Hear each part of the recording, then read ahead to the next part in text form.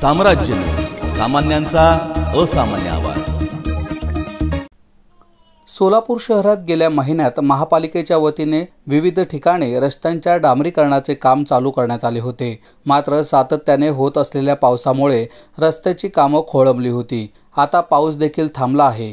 यामुळे नगर अभियंता संदीप कारंजे यांनी याबाबत आढावा बैठक घेतली असून रस्त्याच्या कामास 2 दिवसांमध्ये सुरुवात करण्यात येणार आहे।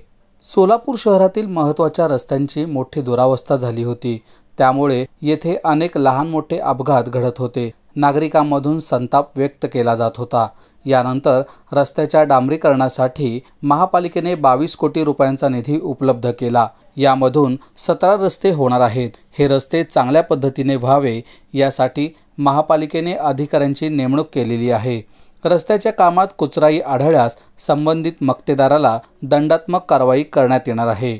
दरम्यान शहरात करण्यात येत असलेले रस्ते हे 3 वर्षात जर खराब झाले तर त्याची नुकसान भरपाई मक्तेदाराकडून करून घेण्यात येणार आहे।